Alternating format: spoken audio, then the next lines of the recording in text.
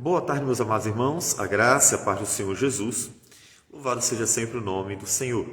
Vamos às nossas meditações do Catecismo Maior de Westminster. Hoje, pergunta 76. A pergunta é a seguinte: que é o arrependimento que conduz à vida? Segue a resposta.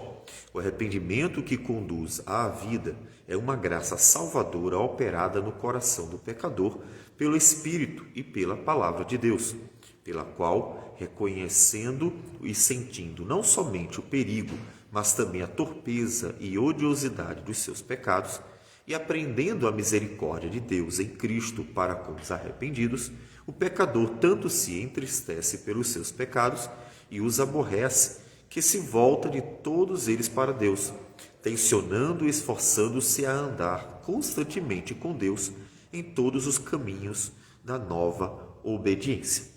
Bem, vamos ler o texto de Ezequiel 36, versículo 25 a 31, diz o seguinte: Então aspergirei água pura sobre vós e ficareis purificados, de todas as vossas imundícias e de todos os vossos ídolos vos purificarei. Dar-vos-ei coração novo e porei dentro de vós espírito novo. Tirarei de vós o coração de pedra e vos darei coração de carne. Porei dentro de vós o meu espírito e farei que andeis nos meus estatutos, guardeis os meus juízos e os observeis. Habitareis na terra que eu dei a vossos pais. Vós sereis o meu povo e eu serei o vosso Deus. Livrar-vos-ei de todas as vossas imundícias. Farei vir o trigo e o multiplicarei, e não trarei fome sobre vós. Multiplicarei o fruto das árvores e a novidade do campo, para que jamais recebais o opróbrio da fome entre as nações. Então vos lembrareis dos vossos maus caminhos e dos vossos feitos que não foram bons. Tereis nojo de vós mesmos, por causa das vossas iniquidades e das vossas abominações. Pois bem, o arrependimento para a vida, inclusive, é um ponto bem inicial da caminhada cristã. Nós falamos da santificação, que pode-se dizer que abrange todo o processo, porque todas as partes do projeto de salvação estão muito interligadas, e um não funciona sem o outro, nós poderíamos dizer isso. E para nós entendermos melhor essa questão do arrependimento para a vida, precisamos lembrar que todo ser humano, ele nasce, pecador, apesar dele não perceber. Então, todos nascem pecadores, mas alheios, à realidade divina. Veja, todo ser humano é a imagem de Deus, não apenas o cristão. Todo ser humano é a imagem de Deus. Todavia, o homem não se apercebe disso e até ignora. E uma vez que essa imagem está marcada pelo pecado, então ela está ofuscada. Ela está presente, mas está ofuscada.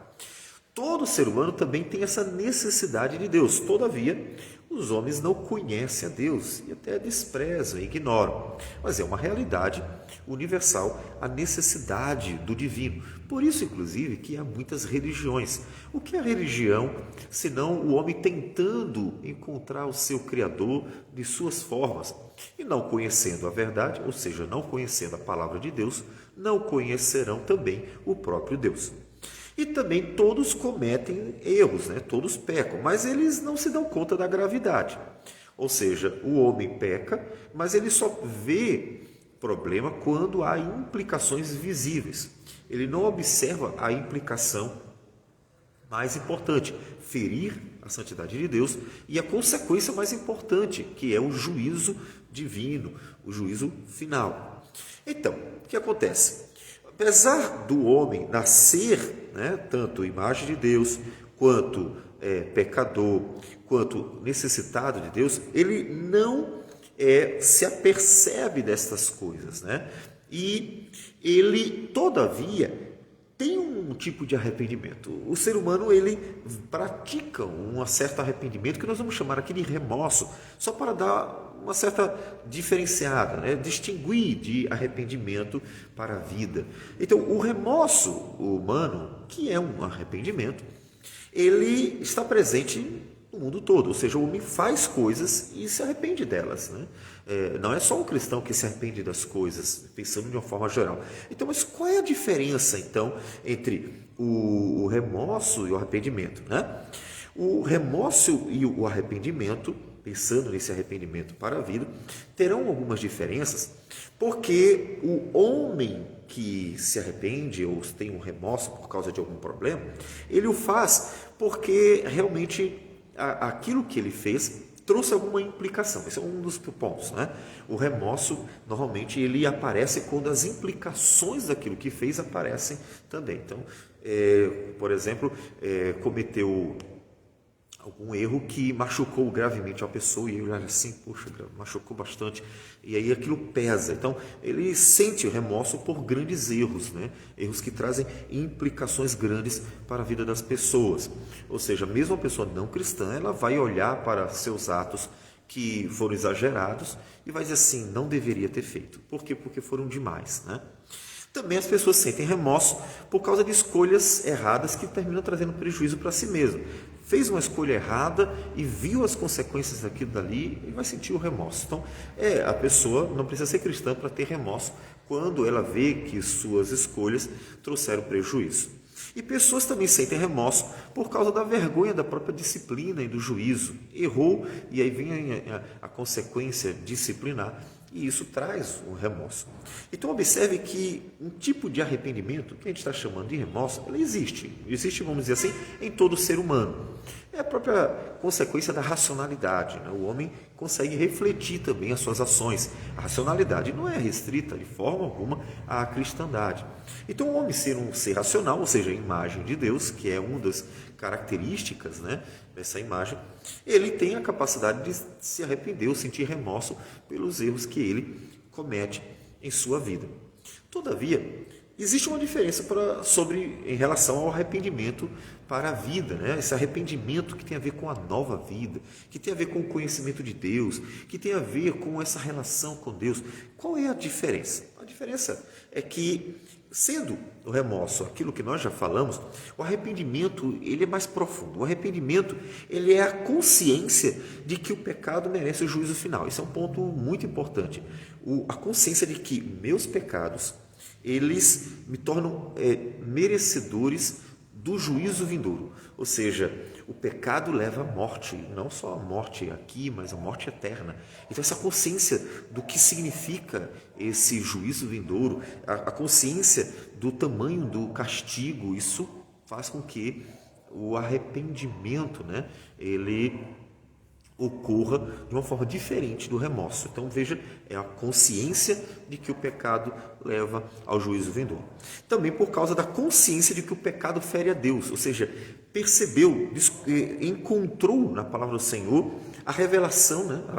A Escritura é a revelação divina, e então a palavra do Senhor fala que Deus é santíssimo, e a pessoa, ao conhecer isso, ao ser ensinada sobre isso, ela então tem essa consciência de que o pecado fere a santidade de Deus. E essa consciência leva ao arrependimento. Então, é a consciência de que o pecado leva ao juízo. Outra é que o pecado fere a santidade de Deus. Outra questão é a consciência de que o pecado fere pessoas. Também é uma consciência importante, porque o pecado ele é primeiramente contra Deus, mas normalmente o pecado ele tem uma forte relação social, né? Então, sente o pesar de fato, o arrependimento, por ser um instrumento mau, né? Um instrumento para fazer o mal às pessoas, para trazer prejuízo às pessoas. Então, essa consciência verdadeira sobre o juízo, sobre a santidade de Deus, sobre as pessoas, né, e a relação que há com elas, faz com que haja um arrependimento de fato, de verdade.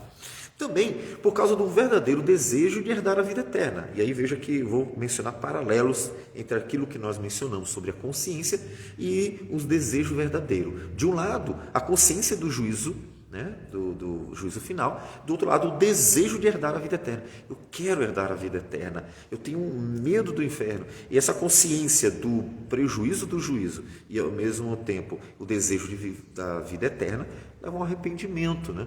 Portanto, a pessoa ela tem uma certeza, ela quer, veja, de um lado, A consciência é a certeza, a convicção, e o desejo verdadeiro é o resultado de um coração novo. Ou seja, eu quero realmente a vida eterna, e então eu vou fazer de tudo para ter a vida eterna. E o que deve ser feito? E aí se pensa na questão do arrependimento. Não são as obras, mas é a atitude coerente com a nova vida. Então a pessoa vai mostrar isso, ou como disse Jesus, pelo fruto se conhece a árvore. Então, o desejo verdadeiro de herdar a vida eterna. Também por causa do desejo verdadeiro de viver para a glória de Deus. Eu quero viver para a glória de Deus. Então, ao momento que a pessoa peca, ela fica frustrada consigo mesma. Ela se aborrece porque ela não está manifestando a glória de Deus na sua vida. E ela quer isso. Ela quer mostrar ao mundo, ela quer vivenciar a beleza do amor, da bondade, da misericórdia, da justiça, da santidade. Ou seja, os atributos que Deus comunicou a nós. Ela quer isso de verdade. Então, de um lado, ela tem a certeza de que o pecado fere a Deus e isso pesa em seu coração, leva ao arrependimento. E ela também tem um desejo de realmente viver para a glória de Deus. Então ela se arrepende de ter feito algo que não foi para a glória de Deus. Também por causa do verdadeiro desejo de ser bênção nas mãos de Deus. Deus disse para Abraão, sê tu uma bênção. E os 2 grandes mandamentos são amar a Deus de todo o seu coração, alma, força e entendimento. O segundo mandamento, amar o teu próximo como a ti mesmo. Portanto, o desejo de ser bênção nas mãos de Deus para as pessoas também leva a pessoa a se arrepender, porque, puxa, era para ter sido uma bênção, e foi uma maldição, era para ter abençoado, e eu não abençoei, e isso leva ao arrependimento. Observe, portanto, que o arrependimento tem a ver com a mente, mudança de mente, consciência sobre a verdade, portanto é necessário o conhecimento da verdade. Então tem uma certeza sobre o que é o certo, o que é a verdade, quais as implicações daquilo que se faz. Por outro lado, também tem a ver com o coração, então, mente e coração. Tem a ver com um desejo real, a vontade real. Todo ser humano tem volição, todo ser humano tem vontade.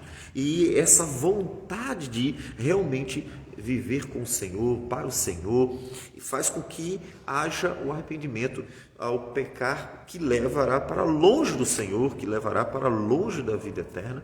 Ou seja, essa consciência e vontade faz com que haja um arrependimento verdadeiro. E assim a pessoa então vai, por causa do arrependimento, buscando uma vida diferente, uma vida que glorifica a Deus, o que levará naturalmente a uma obediência, uma busca incessante de lutar contra o pecado. E aí você vê que essa é uma das características fundamentais do arrependimento verdadeiro, uma luta contra o pecado.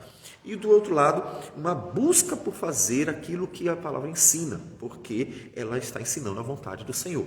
Então, essa busca para fazer a vontade do Senhor manifestará, confirmará que houve um arrependimento verdadeiro. De um lado, foge do que é mal, de outro lado, corre para o que é bom, por causa do Senhor, porque Deus tanto vai detestar o mal, quanto vai amar o que é bom, porque Ele é bom. Então, o verdadeiro arrependimento possui frutos, e ele se manifesta no dia a dia. Não é uma perfeição ainda. Então, o cristão recebe o consolo da misericórdia e da paciência do Senhor, mas é sim uma atitude real, prática, que precisa ir acontecendo e, inclusive, se desenvolvendo, crescendo, para que haja um testemunhar, do agir de Deus na vida daquela pessoa, operando na sua mente e seu coração pelo Espírito Santo. Vamos então orar agradecendo ao Senhor por isso. Senhor Deus amado, bendito o teu nome. Agradecemos porque o Senhor, pelo Espírito e pela palavra, operou em nós a consciência e a vontade de fazer aquilo que é bom e agradável ao Senhor, levando-nos ao arrependimento sempre que cometemos o pecado contra o Senhor. Ajude a tua igreja a ser assim sempre, para que ela cresça em Cristo e para Cristo. Em nome dele que nós oramos. Amém, Senhor. Deus abençoe a todos e tenha um restante de bom dia.